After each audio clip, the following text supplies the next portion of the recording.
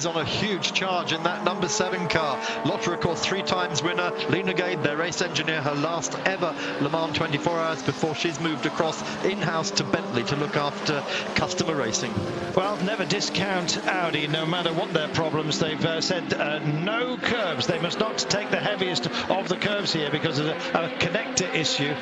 It's part of the drivetrain retrieval system, and they can shear the connecting gear if they get airborne. Essentially, the wheels spin up and it causes a technical issue. So they may well be going quieter, you might say, but it's very, very loud performance at the moment. And check this out, Toyota trapped on the inside of this curve. Yeah, takes it back from Lotterer. Lovely move there. Beautiful.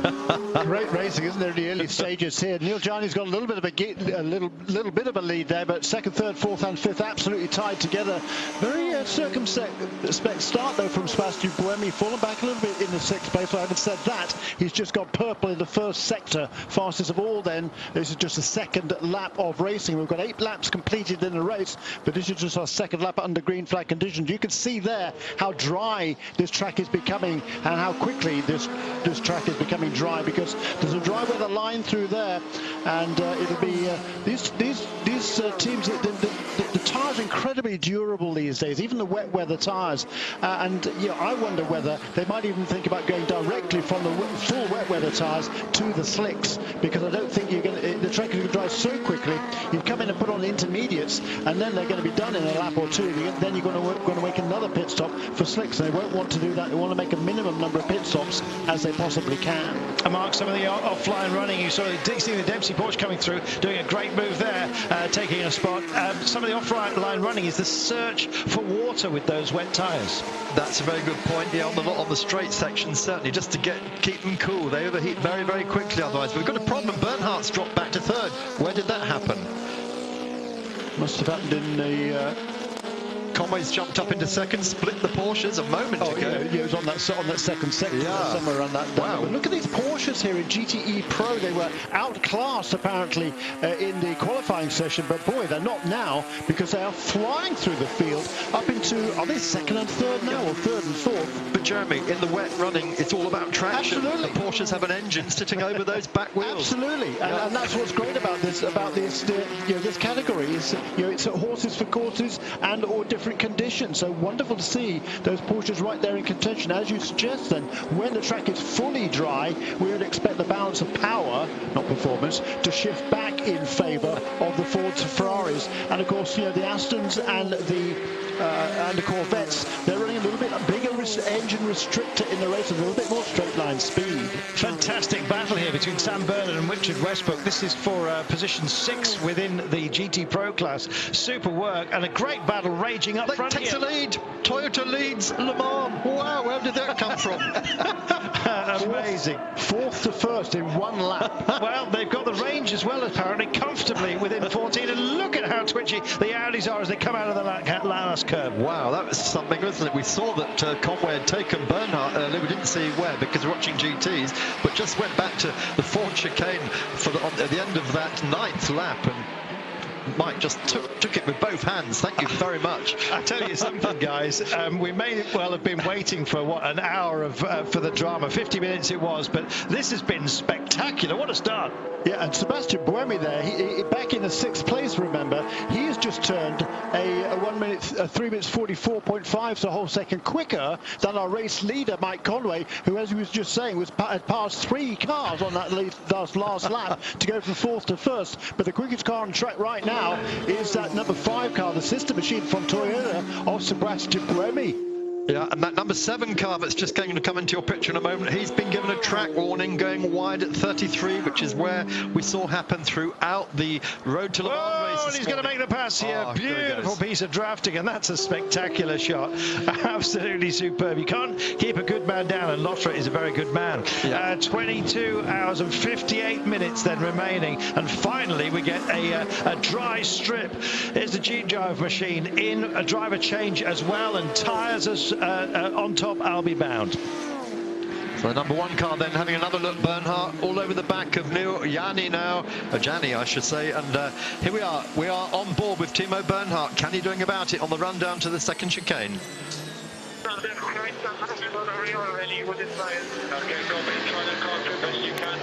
think about slicks? What do you think about the slicks? Maybe 1 or 2 laps? Oh, stick your car away. Wow, that was who was that? Timo Bernhard on the radio to his engineer saying that he's losing performance to his rear tyres already. Now we heard Jeremy say, will they make this jump from wets to slicks? Well, the engineer just asked him that, and Timo said it's far away. It's far away. So they've obviously got a choice of intermediates, or they've got the slick immediates also. Yeah, and the slick immediates, they are very slick tire. They're an intermediate tire, but they have no tread pattern, which is quite remarkable. So it doesn't move the water out of the way like a grooved tire would, but they do have incredible grip in these conditions. But my point is that with the track drying so quickly, it won't be long before it's good enough for slicks. Yeah. And it's going to be a brave man that goes directly onto slick tires. That was the change for third. You just saw there, Bernhardt got monster by Lotterer, got caught up in traffic, and the Audi went straight past. So you've got Toyota, Porsche, Audi now 1, 2, 3. Isn't that great? And Mike Conway just fastest of all in the middle sector on that lap. Of course, the track is drying out, so we would expect times to come down to be going faster as they work their way past one of the. That was a Labra Corvette, I think. And look at Buemi coming through now. Buemi's going to make the jump as well, possibly by the Ford chicane. Here he comes. Yeah. Obviously, Damien, the wets are working better on the Toyotas than the other cars. It looks like the Toyotas love these conditions. It's very interesting to see. They're quicker, and as you just rightly said, Mike Conway's done a fantastic sector 2. It's like 2 seconds quicker in sector 2 alone. And here's another. That's actually that's the gone through Conway. I think. Yeah, that's gone through the LMP2. That's Buemi, isn't it? Just catching. No, Buemi's still stuck there behind that was the ESM of the LMP2 right. there. Yes, it wasn't a pass. That was just a lapping move. But here we are, all climbing over each other, monstering each other. Audi on pit lane. Oh, so Audi the first to blink. Yeah, which one's that coming in? 7 car coming in. That's Lotterer. And the number 1 Porsche as well. No, it's not the pit lane, sorry. The number 1 Porsche goes past Bernhardt, so he takes that place back. So there's a pass now. Buemi has passed. Yeah. That was going up the hill, wasn't it? I don't know what happened there. Did Bernhardt back off? He just went past like he's standing. Yeah. I think the Toyotas are just coming into their own, aren't they? Our new fastest race up there for Mike Conway. What's 3 minutes 41.6. 4 seconds quicker than Neil Jani on that last lap. That's pretty amazing, isn't it? Tremendous effort here by Mike Conway. And, it's very, very early stages. It's very difficult conditions. You want to make sure you don't make a mistake, certainly, in this part of the game. But what a great effort this has been from Mike Conway to lead this motor race. Was that slick immediates or a slick I saw going on to an Audi? Didn't notice that. We'll keep you up to date to that. To tell. I'd be surprised if it wasn't a slick, quite frankly, because I think the track is drying out, and the slick immediate these non-tread kind of wet weather tires that they're good for these sort of conditions, or a little bit as the track is drying out. Lotterer's taken slicks. Yeah, it's such a long track here at Le Mans that it's very easy to lose a lot of time if you're on the wrong sort of tyre.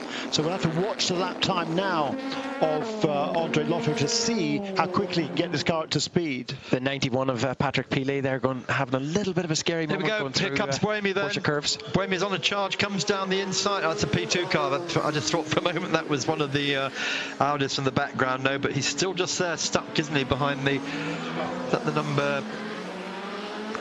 It's the number 8 Audi, the one that stayed out. Buemi's still in 4th. It's only a matter of time. He's getting a great run on him now. There you go. It's going to be a Toyota 1-2 before long, isn't it? And that's bragging rights as we go into the second hour of the Le Mans 24 hours. And we've got the best of the GT cars now up inside the top 12. Isn't that amazing? A lot of the LMP2 cars already been on to pit lane. There's another purple sector, by the way, for our race leader in the middle part of this racetrack, and that is the section from the beginning of the Mulsanne straight to just after Mulsanne corner. Yeah, but Jeremy, critically, Ford have not yet called in for dries. We've got Ferrari, Chevrolet, Aston Martin all in the pits and the pros for dry tyres, but they have not yet called the Fords in. Got to pass again. That is Jani taking to Val for second, so it is now that Toyota 1-2. That came so quickly. That was he just couldn't make the pass on the inside of Indianapolis because he was on the wet line.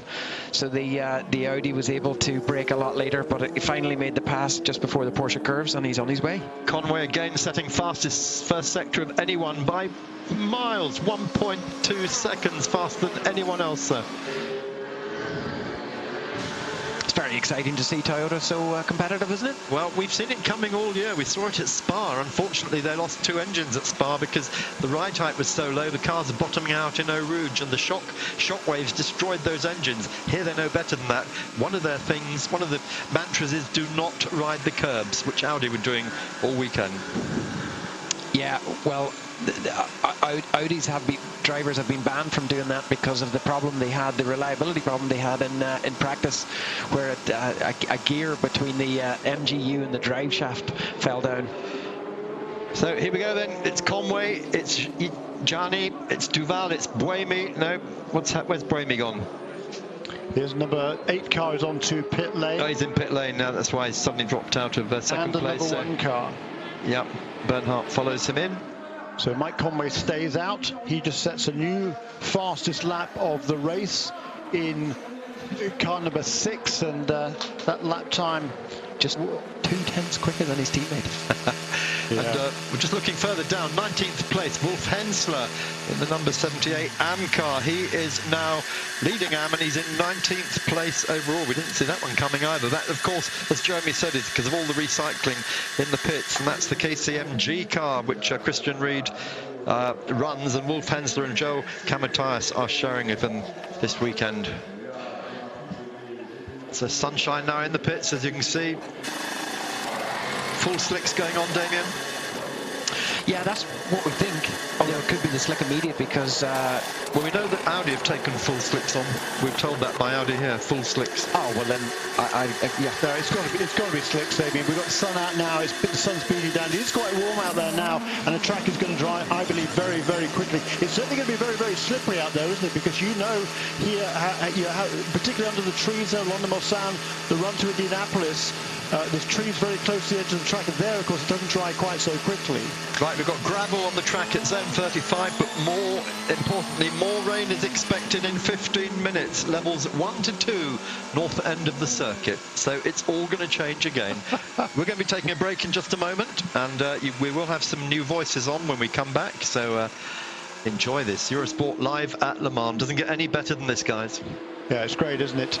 And we've got the Porsche now leading in GTE Pro, and we will take a commercial break and be back very soon.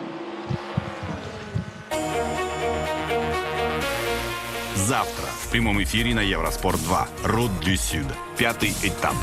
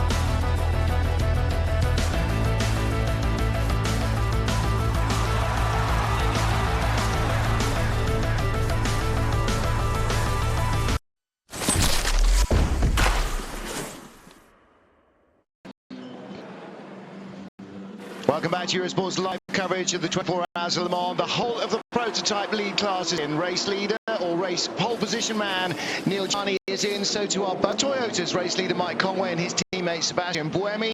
Andre Lotterer is still out on track, but the other prototype cars, the Porsche number 1 of Brendan Hartley and the Audi number 8 of Loic Duval, have just stopped for a change of tyres as well, as the track started wet and has dried out fast. Sam Hancock, are they going to go straight to a slick? It seems an intermediate is basically just begging to do another pit stop in the next couple of laps. The problem is you've got 60 cars on a field here and they really clear the line quickly. They're like hairdryers going around. So if you take the risk on intermediates, you are banking on more rainfall within the next 15 minutes.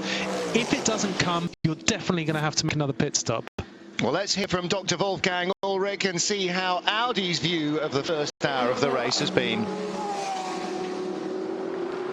Dr. Ulrich, Audi hat gewechselt. Wie ist die Strategie momentan? Ist es trocken genug und hat man Angst, dass gleich wieder... Just changed tyres and driver change. Is it drive for slicks? It is turning up very quick. Really important to go straight onto slicks as soon as we could. Pretty sure if you're on a wet weather tyre, you're going to lose so much time and the tyres will be completely ruined. Well, it's exactly what we heard after the qualifying days. Jeremy Shaw, the driver, said that once the track starts to dry, it dries very quickly, and a wet weather tyre lasts barely a lap. Really true if you have to try and hang on, but you don't want to, because you're just giving away time that you'll never get back. That is exactly right, and we saw that Mike Conway and you're hanging on there an extra lap before he brought the Toyota onto pit lane. We have to see when the cars come around again at the end of this lap to see how much that has cost him, because already right away out on the track on slick tyres, the guys that made their pit stops were going faster already. So we'll see now on the next lap how much that has cost the Toyotas. Sam, 11 or 12 seconds faster on slick than on a wet weather tyre, so that could be, you know, half a pit stop time. Yeah, it was a fantastic gamble by Andre Lotterer, who made the first call to come in for slick tyres, and he immediately started to gain that advantage, as you rightly say, of about 10 seconds or more per lap over the guys that hung on out there, despite the fantastic job we saw Conway doing, who at times there was 4 seconds quicker than anybody in those slippery conditions. Well, there's no question Conway has got the speed.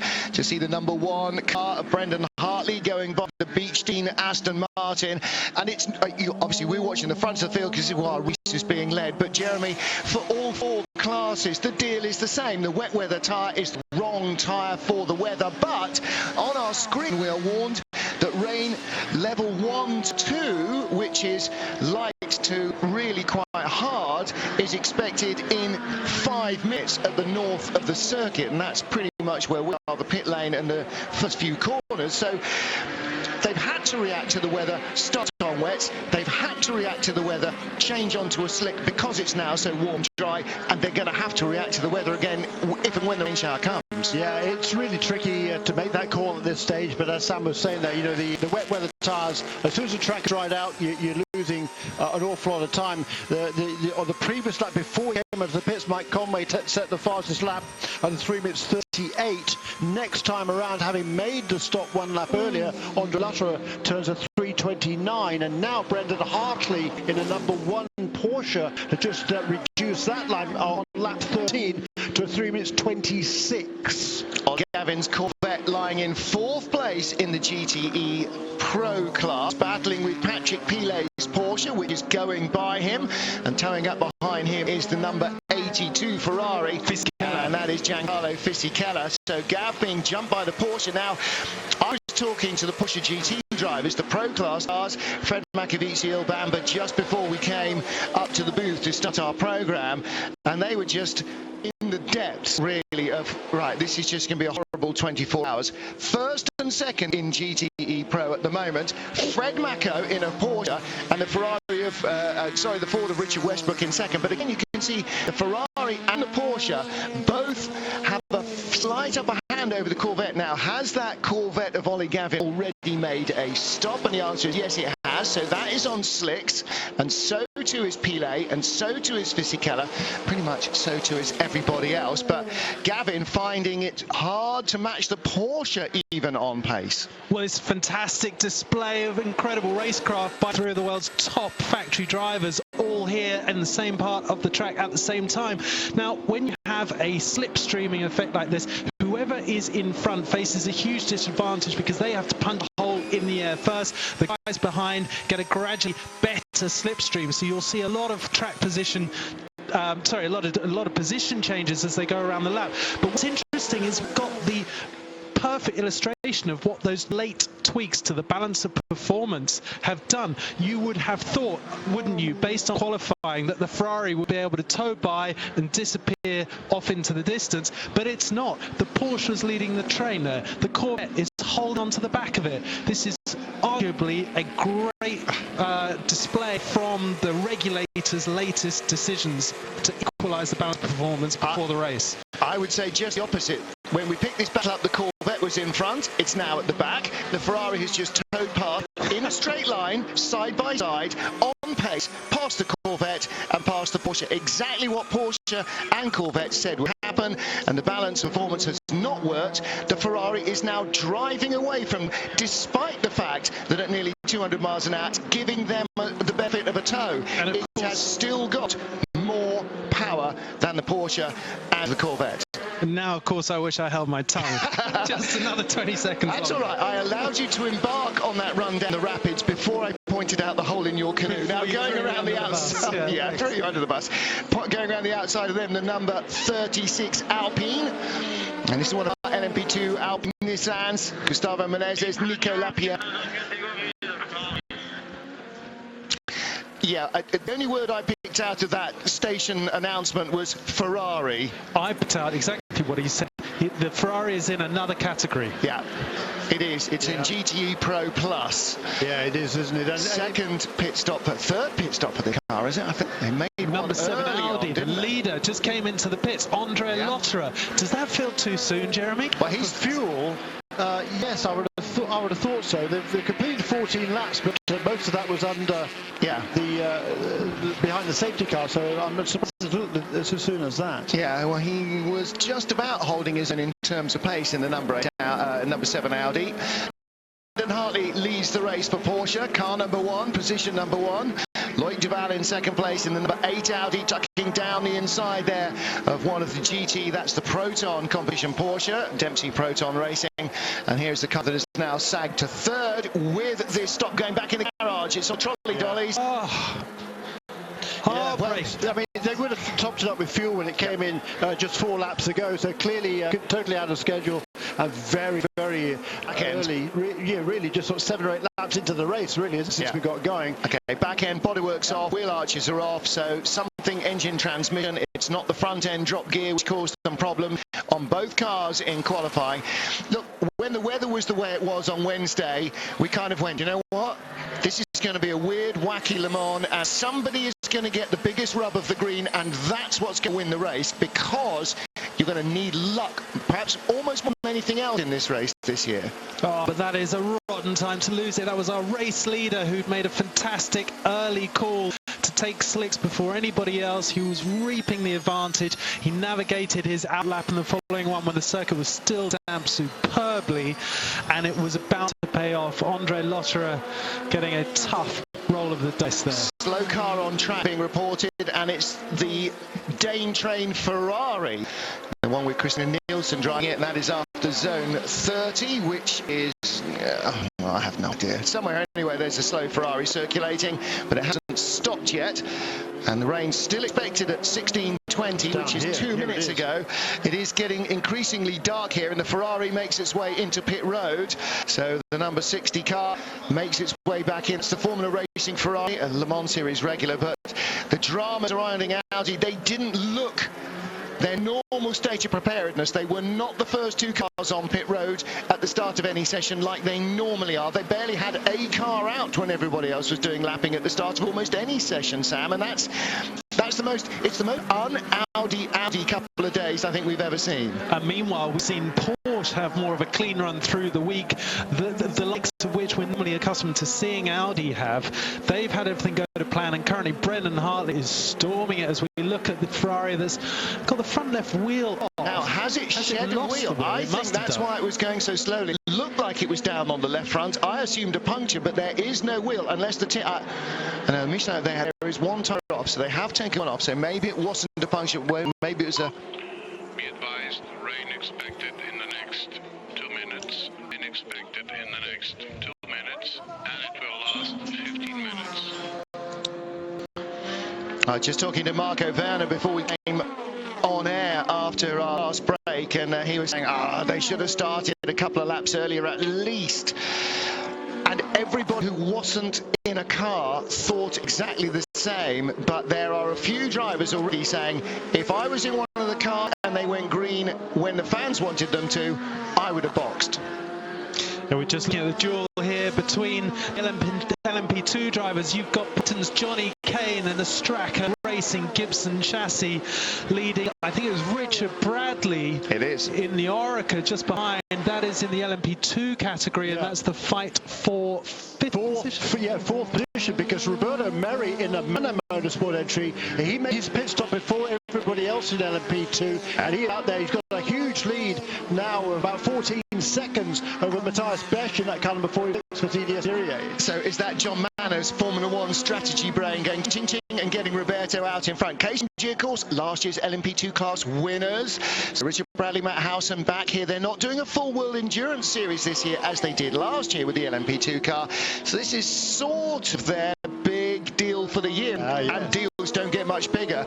But as you see, very competitive still. Audi with one car already in the garage, but the other one setting the pace out front with the number 8 car, Loic Duval. Loic Duval, who took the lead, and we didn't see it. We're looking at an onboard replay now on the start-finish straight. Loic Duval taking advantage of what looked like Hartley getting held up behind, was it one of the GT cars? Yeah, it was a P2 car, wasn't it? In fact, a pair of P2 cars. That's Michele Alishon on the extreme left getting out of the way in the BR1 Nissan, but it was, that was, you know when you tighten the lap belts and it cinches a bit, he was breathing in, it would not have cinched a bit there. There would be no chafing. He was breathing everything in to get around the outside there. But again, you know, we're halfway through the second hour of 24, and they have to race each other like it's the final lap at Formula Ford Festival. And genuinely they do, because of the way the hybrid energy system works.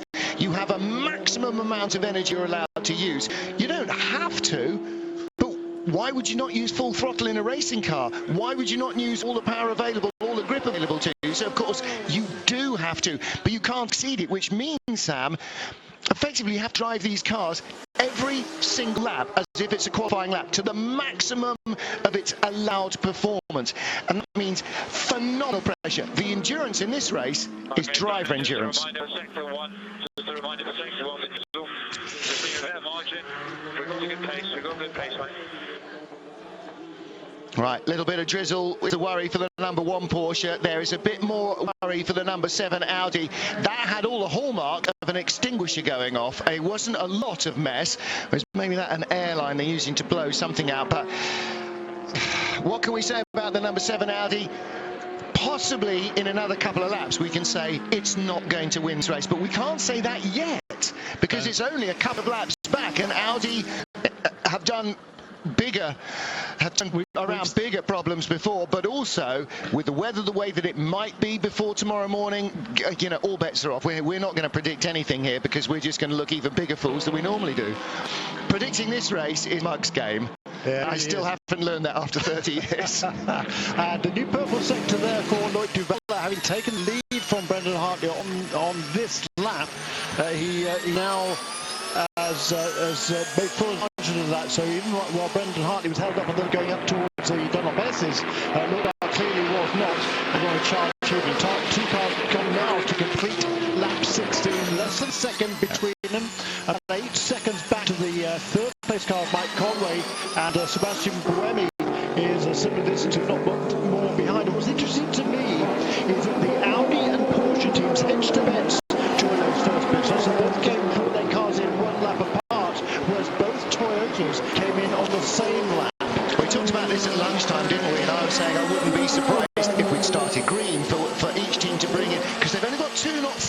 they usually have, to bring one team in a lap early.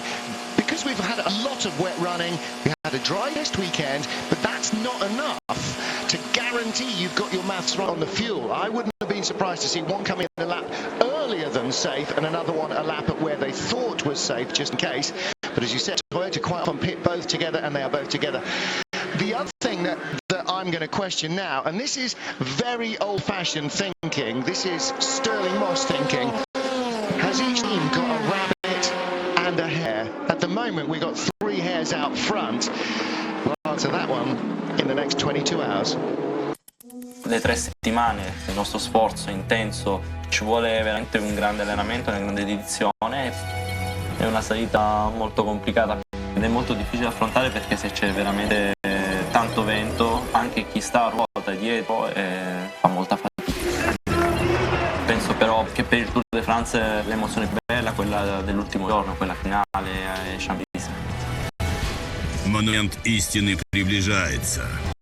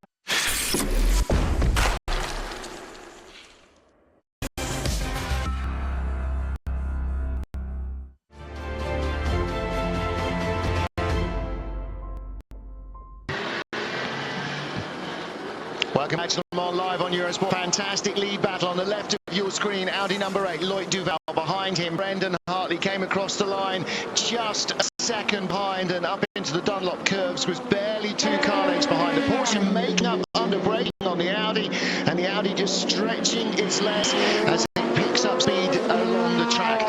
Mike Conway now in 3rd place, fastest race lap at 3:25.8. That is nearly 4 seconds quicker than the leader, exactly what he was doing before he came in for a fuel stop. Rain has arrived at our commentary box window at the Porsche Cubs. Loïc Duval reported it, and it is now arrived. Johnny Kane in the LMP2 class dives into the pits in front of us from 3rd place. That wasn't Johnny Kane, in fact. He's still battling Jake Dennis in a all-Gibson battle for 3rd place, but the lead battle again is on. Hartley down the inside into 2nd chicane. How did he do that? Got the run on Loïc Duval somewhere between the 1st and the 2nd chicane. Made a very clean pass. How did he make up a second on him?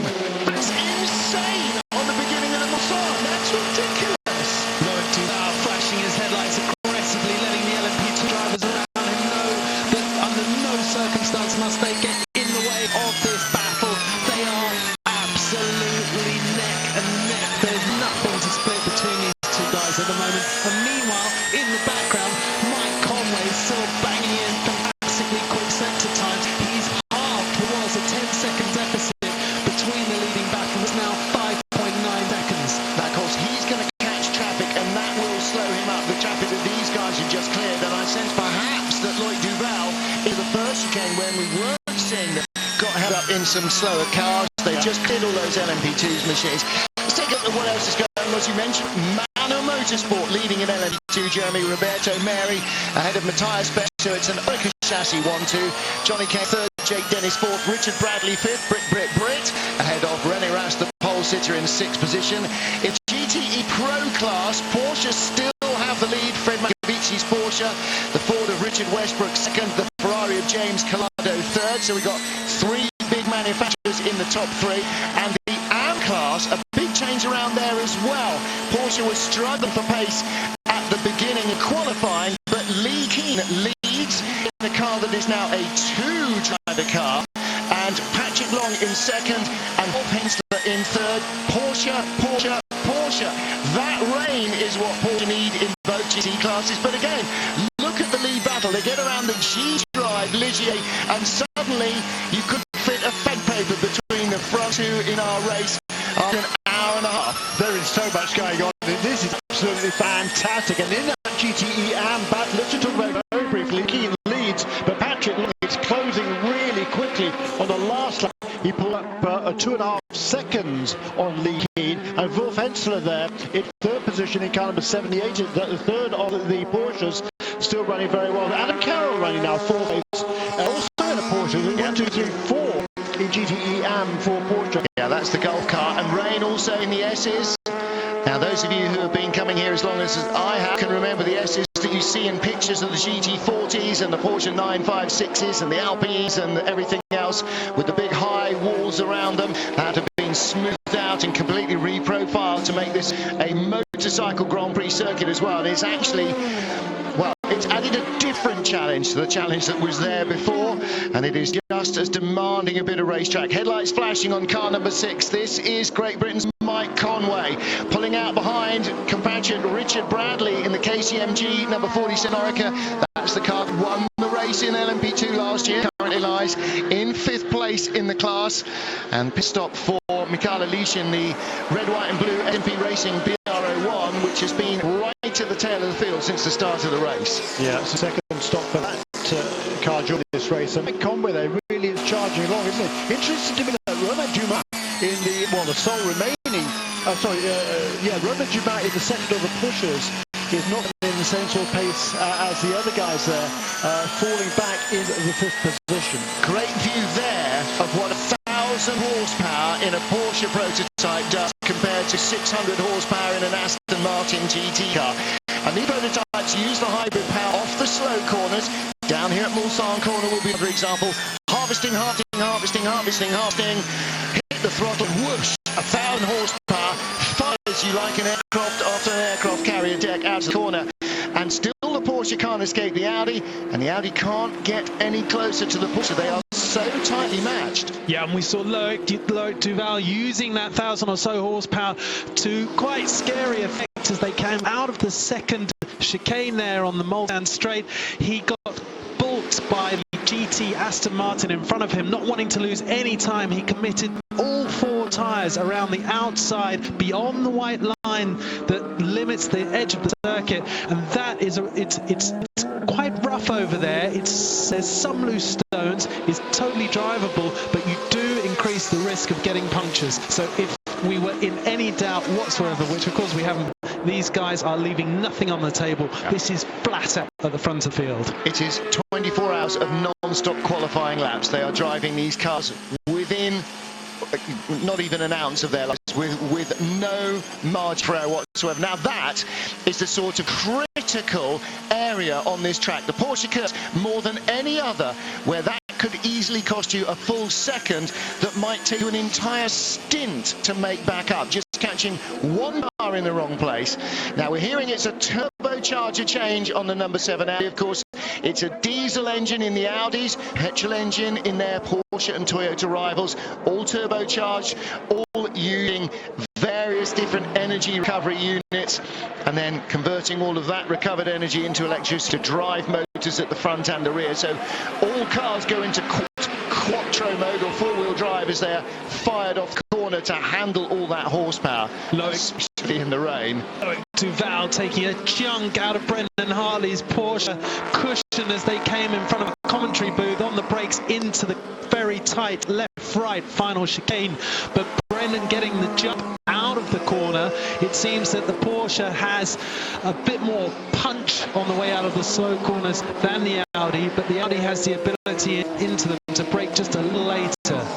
Mike Conway from 3.1 seconds behind on the last lap down to 2.2 on this lap. There he is. That's your 1, that's your 2, that is your 3. That is your top 3 within sight of each other. And Conway, at these speeds, is starting to pick up an aerodynamic toe from those two cars. Maybe within a lap, within a second of them, and the speed on the stretch on the way down to Indianapolis, he will be starting to be hooved along by the cars in front, and his pace will continue to increase.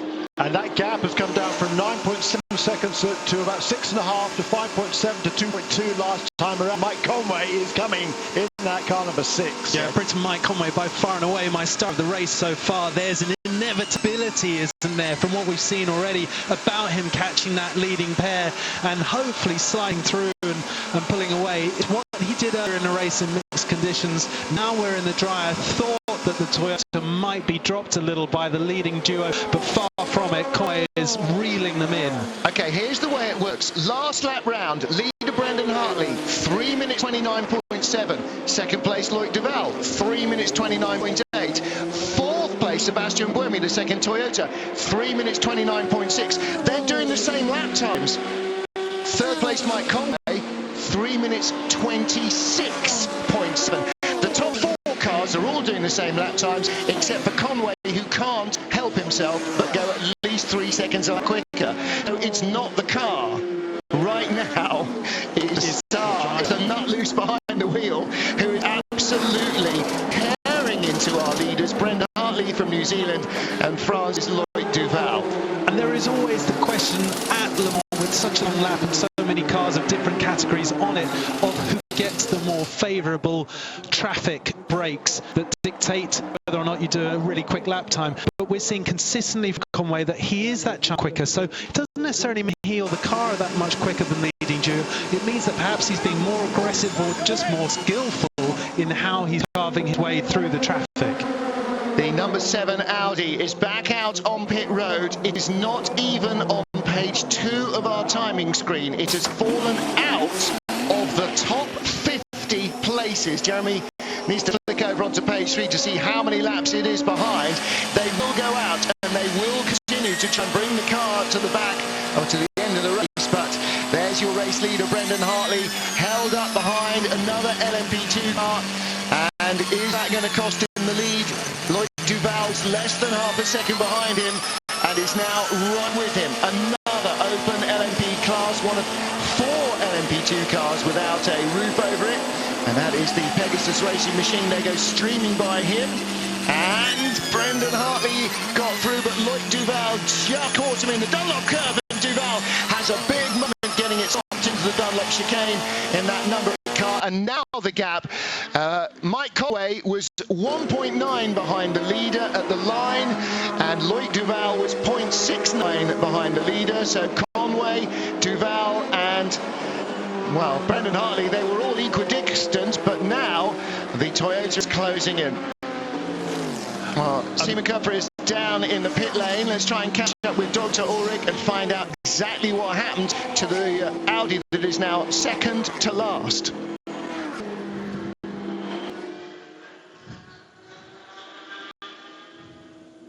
Dr. Ulrich, was war das Problem? 20 Minuten in der Box. 20 minutes in the box. What was the problem? Turbocharger. Unfortunately, we had to change it. Weren't expecting this at all. Can't tell you the last time we had a turbo problem with a car. It's not something you ever think of. The crew have done a fantastic job to do it in 20 minutes, but unfortunately it's a disaster for the race. Really not help at all. Number 7 car was leading at the time, and now it is, in fact, he said it's a long way down. It's 59th of our 60 cars, but the team have the motivation now to try and bring it to the finish line. Any chance that the same problem might afflict car number 8? Well, we say generally the devil never sleeps, but we don't expect the turbos ever to be a problem, so we hope it won't be on the number 8 car. Well, Sam Hancock, you know, as a racing driver, if your sister car disappears from the lead and then you never see it again, you immediately start to worry about your own car, because they're the same. They're built to the same unbelievably exacting standard, and of course you can have one freak failure, but you then have... You've got 22 and a quarter hours to worry about the 100 million to 1 chance to your car as well. Yeah, and of course we've seen it plenty. Oh, just see a replay here. Brendan having to go really defensive as he gets ball passing the LMP2 traffic coming down into the 4 chicanes. Loic Duval desperately trying to seize the moment to get by. Well, that was a lap ago, wasn't it? We were on board with Hartley at that stage, and this is what it looked like from behind. From Brendan Hartley, once he cleared the P2 car, we saw nothing. He will have known what was in the mirrors, and that was Loic Duval's view. And you also saw Mike Conway getting held up there, and that has dropped him a little behind our lead duo. The top 2, after 2 hours of racing, very nearly, are covered by 6 seconds. Conspiracy theorists probably. Well, no, it's no conspiracy. The whole idea of all the rules at the ACO is to try and make as level a playing field in each of the classes as you can, and they have balanced different ways of generating carbon fuel energy with different ways of regeneration to try and make sure that everybody has a set maximum. And if you do a great engineering job, you can use all of it, and these are both teams run by great engineers, and so they're all using all of it, and so it shouldn't be a surprise that they are as good as each other and as good as they are. Oh man, on a mission there, Conway right up there in the slipstream behind Loic Duval and the number 8 Audi. Martin, what I was actually referring to was the fact that the Audi, ironically, got heavily held back and balked by the GT class Porsche, allowing Brendan Porsche to pull a bit of a cushion as they enter the Porsche curves. And not only that, Sam Hancock, but Brendan Hartley just took the fastest lap of the race as well. A 3:25 now, 0.779 for Brendan Hartley. So all of a sudden, that gap has gone out to 5 seconds. That's a cushion that he'll be very happy with at this stage.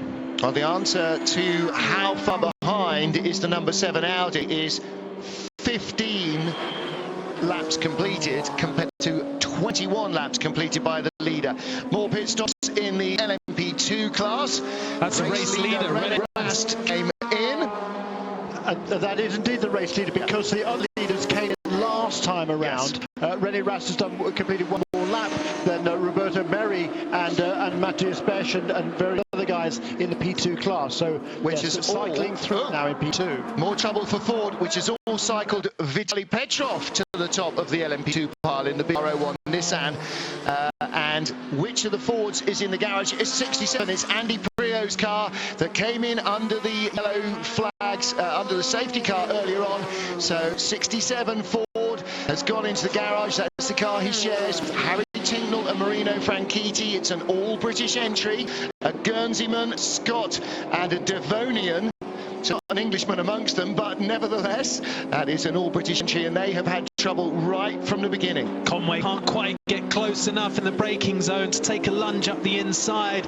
If it were a sprint race, a single-seater race, you might consider taking that risk, but with nigh on 22 hours still to go, that's probably a risk too far. Better to hold back, sit in the slipstream, put the pressure on as he's doing now as they're on the flat-out run at 320 kilometers per hour towards Indianapolis, slicing through the forest. There's no chance to get through here, but look out for a position change on the run out of Arnage corner. This tight 90-degree first gear right-hander that's coming up feels a little bit like ice as you hit the brakes there. The downforce just not working at the slow speed, but now he's got a chance heading up into the Porsche curves. GT car and a P2 car in front of them, and all of these lead drivers have stellar single-seater careers behind them, and as a result you're seeing them racing as if it is the final stages of a single-seater race, wheel to wheel, no quarting the none-arse. They're going by the GTE AM class car. Is that the 98 car, isn't it? As they light it up through the Porsche curves. Stunning battling between these guys. And the number 7 car just came past here, out on the racetrack. 6 laps down now to the race leaders. Yeah.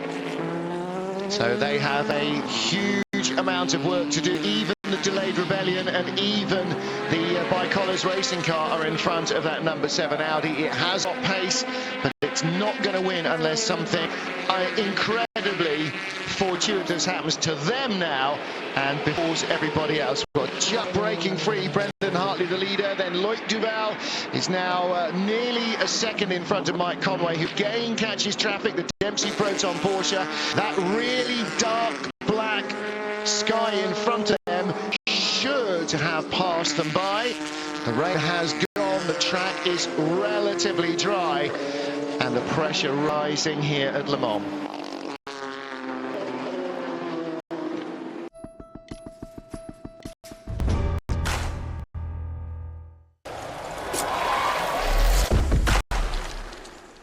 Только избранным дано управлять миром. Наслаждаться непревзойденным уровнем комфорта, где самые изысканные материалы сочетаются с передовыми технологиями. Избранным доступна роскошь в самом современном воплощении. Новый BMW 7 серии. Самый инновационный BMW. За каждой бутылкой Велкоповицкий козел безалкогольное мастерство пивоваров, влюбленных в свое дело. Здесь мы вертимся как белка в колесе. Работаем со вкусом. Для того, чтобы не хвастаться мастерством, а наслаждаться им вместе со всеми. Велкоповицкий козел безалкогольный. Наслаждайтесь нашим мастерством.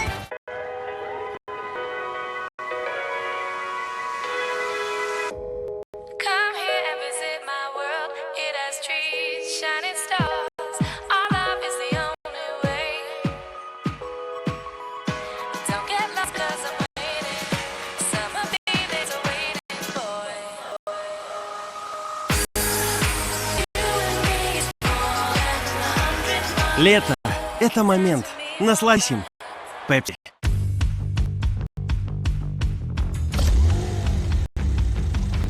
Звучит как спорткар. Дарит чувство спорткара. Маневренный, как спорткар. И герб на нем – свидетельство спорткара. Porsche Macan. Для тех, кто верит, что каждый автомобиль Porsche – это спорткар.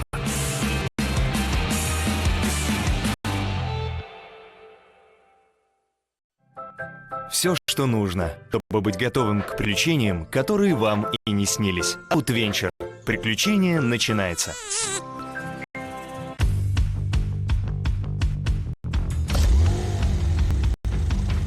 Звучит как спорткар. Дарит чувство спорткара. Маневренный, как спорткар. И герб на нем – свидетельство спорткара. Porsche Macan. Для тех, кто верит, что каждый автомобиль Porsche – это спорткар.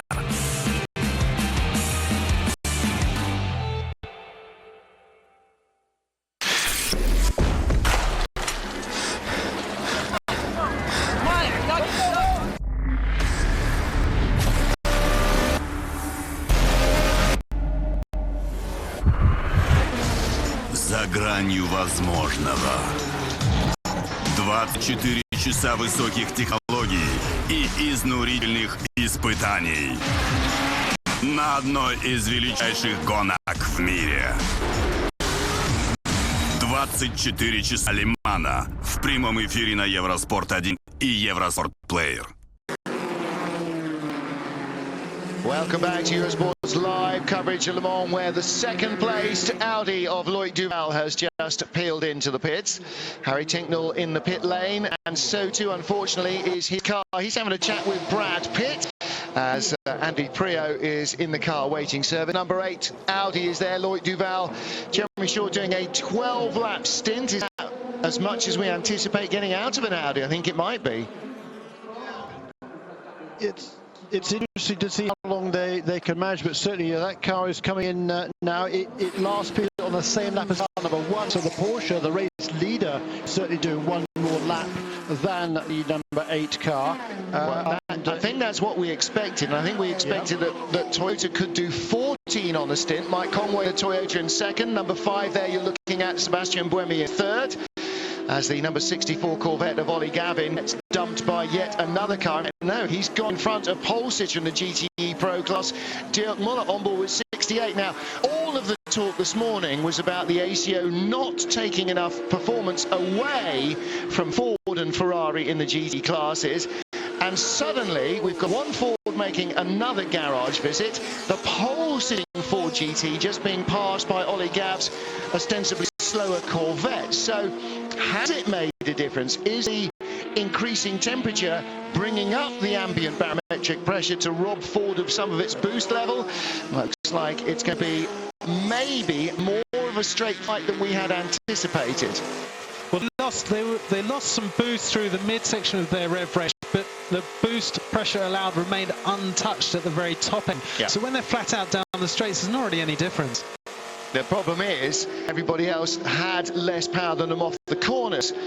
So headlights flashing from behind. Is that our race leader, car number 1, Brendan Hartley? It's about the right place for him to be, on board with Oliver Gavin, Yardley Hastings' finest Corvette racer. Yeah, and in GTE Pro, Fred Macavicki in car number 92 is the lead, but that gap now to Richard Westbrook in the best of Fords, car number 69, is down to just 2.5 seconds. So Richard Westbrook is really closing in there in the second place. Not too far back either are both James Collado and in the car number 51, and the other Ferrari, Giancarlo Fisichella, that's number 82 car for Competizione. In the LMP2, Roberto Merri leads once again for Motorsport after that round of pit stops, but the deficit or the gap between those two went from 10 seconds to 22 seconds down to 14 now. Leader in, here comes the Porsche down pit road. Brendan Hartley from Palmerston North in the land of the long white cloud. The Kiwi brings the car onto pit road, and unless Mike Conway follows him in, and he does not, we will have a Toyota 1-2. Mike Conway takes the lead. Also on pit road for Jeremy's information, was that 61? Missed out. That was 41 coming in the LMP2 class. And that is the Greaves Motorsport Ligier Nissan. But here is the car that was our race leader. Kiwi Brendan Hartley, door open. But not driver's door open, so they're just changing and topping up. That'll be oil, pressurized oil canister and pressurized drinks canister as well. Hartley stays in, our overall and LMP1 hybrid race leader. And so Toyota now 1-2. Mike Conway ahead of teammate Sebastian Buemi by 21.5 seconds as the Porsche rolls out of pit road. It's strange that Sebastian Buemi hasn't really been able to show the same sort of pace as Conway, and it seems to be a situation mirrored somewhat in the Porsche camp, with Dumas' pace just quite apparently lacking compared to what Hartley's been able to do so far. We were discussing off air, if the teams are playing a tortoise and hare strategy, what is it really that they would do to either allow one of them to go a bit quicker or withhold the other? And the only thing that I can really think that might be prevalent is setting the cars up to be more one of the cars up be more friendly in the rain, to make it a little bit slower in the dry. The problem is the forecast is for a predominantly dry race, which means it's going to murder its dry weather tyres, even if it is a little bit better. And if it's only going to be a quarter wet and you're giving away performance for 3/4 of the race, that doesn't sound to be like much of a trade-off. You're right, though. You can't add more performance to the car because that's illegal. So the only thing you do is to have one that's going at maximum 100% and one that's going at less than maximum, and I'm not sure that you want to do that either. A 67 Ford GT prototype is in the pit lane. Let's get down and talk to its chief engineer and find out what's the story. Yeah, Dave Perisek, you had the problems with the gearbox before. Is it the same problem again? It is the same problem. We thought it was temperature related, so we thought we had it fixed. Apparently it's more than that, so we're going to have to tear the gearbox apart right now and see what we can do. So we're taking the side of it off, we're going to rebuild it, we'll get it back out on the track. So you're getting back out of the track, you want to finish this race no matter what? We are going to finish this race, so it might take us about a half hour, 45 minutes, I don't know yet, but we will be back out there. Thank you very much. Thank you. And in the inset,